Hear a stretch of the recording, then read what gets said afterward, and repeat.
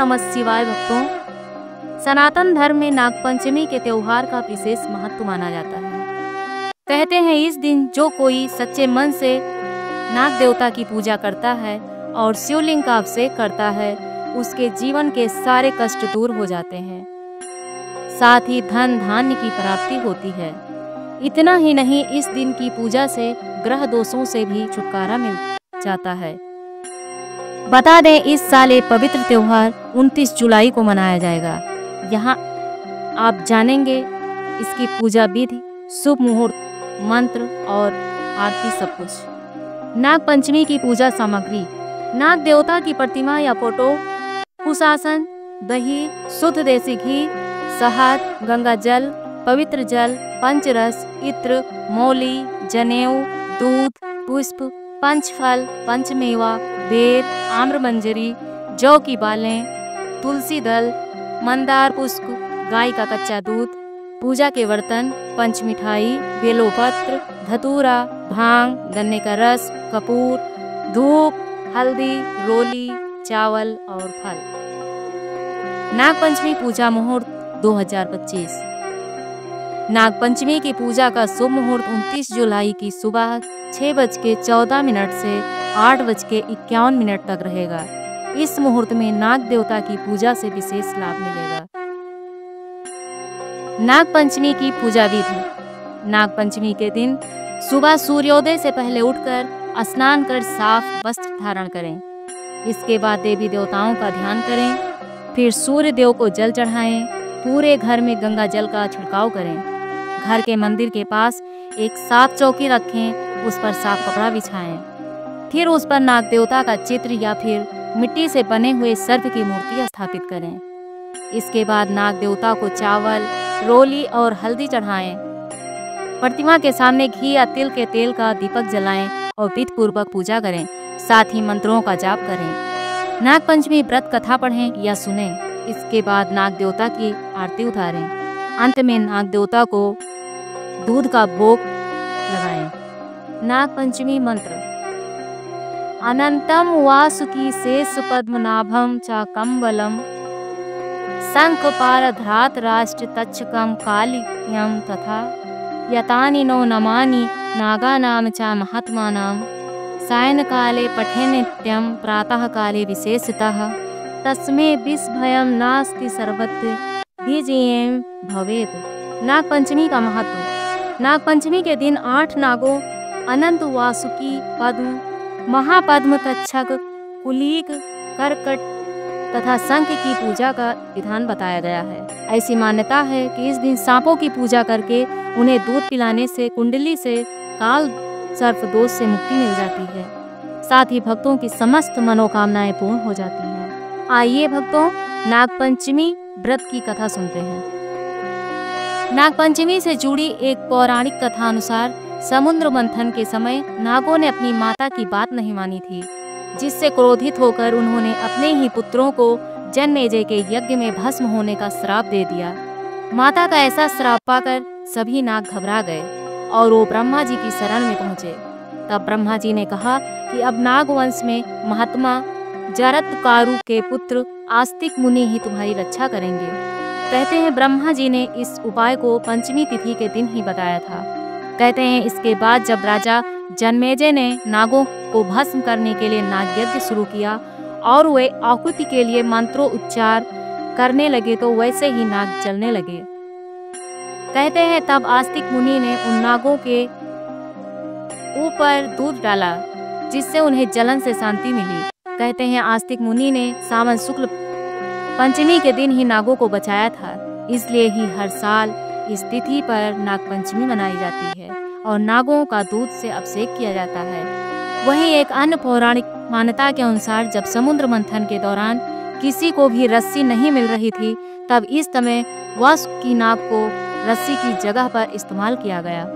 कहते हैं इसके बाद से ही इस तिथि को नागपंचमी का पर्व मनाया जाने लगा। नागपंचमी की एक और कथा का श्रवण करते हैं। प्राचीन काल में एक सेठ जी के 7 पुत्र थे। सातों की विवाह हो चुके थे। सबसे छोटे पुत्र की पत्नी श्रेष्ठ चरित्र की, विदुषी और सुशील थी, परंतु उसके भाई नहीं था। एक दिन बड़ी बहू ने घर लिपने को पीली मिट्टी लाने के लिए सभी बहुओं को साथ चलने को कहा। तो सभी डलिया और खुरपी लेकर मिट्टी खोदने लगी।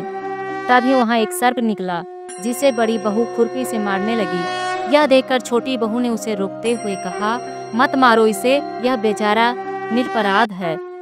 यह सुनकर बड़ी बहू ने उसे नहीं मारा। तब सर्प एक ओर जा बैठा। तब छोटी बहू ने उससे कहा, हम अभी लौट कर आती हूँ, तुम यहाँ से जाना मत। यह कहकर वह उसके साथ मिट्टी लेकर घर चली गई और वहाँ कामकाज में फंसकर सर्प से जो वादा किया था उसे भूल गई। उसे दूसरे दिन वह बात याद आई तो सबको साथ लेकर वहाँ पहुँची और सर्प को उस स्थान पर बैठा देखकर बोली, सर्प भैया नमस्कार। सर्प ने कहा, तू भैया कह चुकी है इसलिए तुझे छोड़ देता हूँ, नहीं तो झूठी बात कहने के कारण तुझे अभी डस लेता। वह बोली, भैया मुझसे भूल हो गई, उसकी क्षमा मांगती हूँ। तब सर्प बोला, अच्छा तू आज से मेरी बहन हुई और मैं तेरा भाई हुआ, तुझे जो मांगना हो मांग लो। वह बोली, भैया मेरा कोई नहीं है, अच्छा हुआ जो तू मेरा भाई बन गया। कुछ दिन व्यतीत होने पर वह सर्प मनुष्य का रूप रखकर उसके घर आया और बोला कि मेरी बहन को भेज दो। सबने कहा कि इसके तो कोई भाई नहीं था, तो वो बोला, मैं दूर के रिश्ते में इसका भाई हूँ, बचपन में ही बाहर चला गया था। उसको विश्वास दिलाने पर घर के लोगों ने छोटी को उसके साथ भेज दिया। उसने मार्ग में बताया कि मैं वही सर्प हूँ, इसलिए तू डरना नहीं और जहाँ चलने में कठिनाई हो वहाँ मेरी पूंछ पकड़ लेना। उसने कहे अनुसार ही किया और इस प्रकार वह उसके घर पहुँच गई। वहाँ के धन ऐश्वर्य को देखकर वह चकित हो गई। एक दिन सर्प की माता ने उससे कहा, मैं एक काम से बाहर जा रही हूँ, तू अपने भाई को ठंडा दूध पिला देना। उसे यह बात ध्यान न रही और उससे गर्म दूध पिला दिया, जिसमें उसका मुख बेतरह जल गया। यह देखकर सर्प की माता बहुत क्रोधित हुई, परंतु सर्प के समझाने पर शांत हो गई। तब सर्प ने कहा कि बहन को अब उसके घर भेज देना चाहिए। तब सर्प और उसके पिता ने उसे बहुत सा सोना चांदी, जवाहरात, वस्त्र, आभूषण आदि देकर उसके घर पहुंचा दिया। इतना ढेर सारा धन देखकर बड़ी बहू ने ईर्ष्या से कहा, भाई तो बड़ा धनवान है, तुझे तो उससे और भी धन लाना चाहिए। सर्प ने यह वचन सुना तो सब वस्तुएं सोने की लाकर दे दी। यह देखकर बड़ी बहू ने कहा, इन्हें झाड़ने की झाड़ू भी सोने की होनी चाहिए। तब सर्प ने झाड़ू भी सोने की लाकर रख दी। सर्प ने छोटी बहू को हीरा मणियों का एक अद्भुत हार दिया था। उसकी प्रशंसा उस देश की रानी ने भी सुनी और वो राजा से बोली कि सेठ की छोटी बहू का हार यहाँ आना चाहिए। राजा ने मंत्री को हुक्म दिया कि उससे वह हार लेकर शीघ्र उपस्थित हो। मंत्री ने सेठ जी से जाकर कहा कि महारानी जी छोटी बहू का हार पहनेंगी, वह उससे लेकर मुझे दे दो। सेठ जी ने डर के कारण छोटी बहू से हार मांग कर दे दिया। छोटी बहू को यह बात बहुत बुरी लगी। उसने अपने सर्प भाई को याद किया और आने की प्रार्थना की, भैया रानी ने हार छीन लिया है, तुम कुछ ऐसा करो कि जब वह हार उसके गले में रहे तब तक के लिए सर्प बन जाए और जब वो मुझे लौटा दे तब हीरो और मणियों का हो जाए। सर्प ने ठीक वैसा ही किया।